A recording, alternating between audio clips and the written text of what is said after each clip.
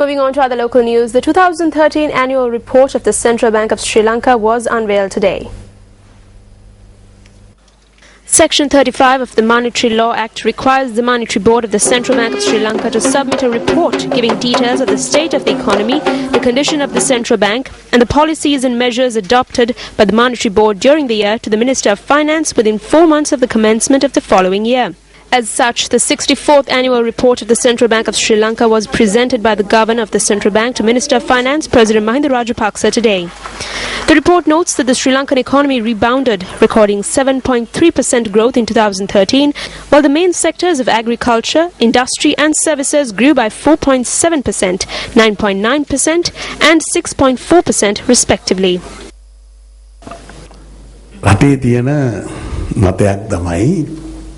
An opinion that persists in the country is that come March, the government will collapse. This is a question that is usually posed to me. I have been asked this question over 10 years, but I see no such collapse.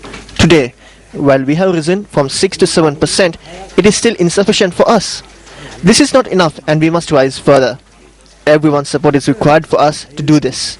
Today we have risen to a position where the coconut branch shack of the ordinary man has become an exhibit in museums constructed in luxury hotels.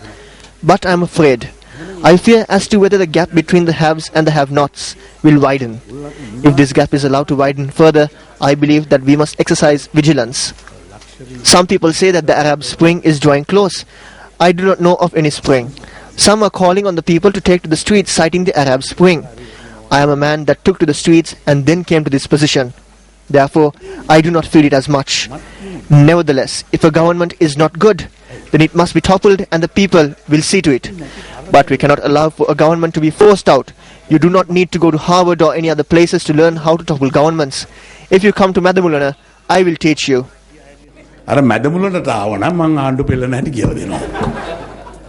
Elaborating on economic progress in 2013, the Governor of the Central Bank, Ajit Nivad Cabral, noted that the Central Bank's policies of maintaining low interest rates and low inflation rates had ensured economic stability.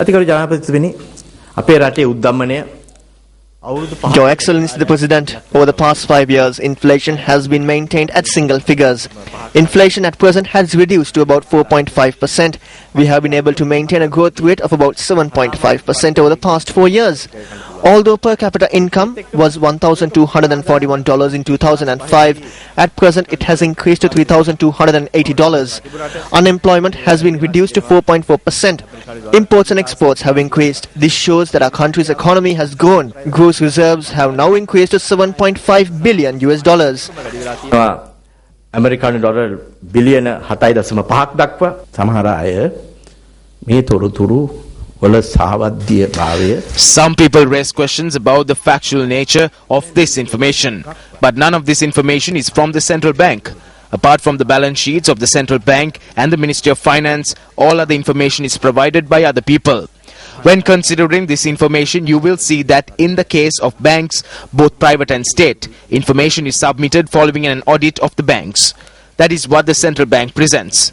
The Department of Census and Statistics is not a department of the central bank. It is this department that measures national production under various international standards and then submits the information here, thereby interpreting these statistics in a manner that underestimates the progress of the country is not a suitable sign for the future of the country. What we should do here is to look at the shortcomings in a positive light. මේ පිළිබඳ අප කළ යුත්තේ ධනාත්මක ලෙස අඩුපාඩු දිහා බැලීම පමණයි.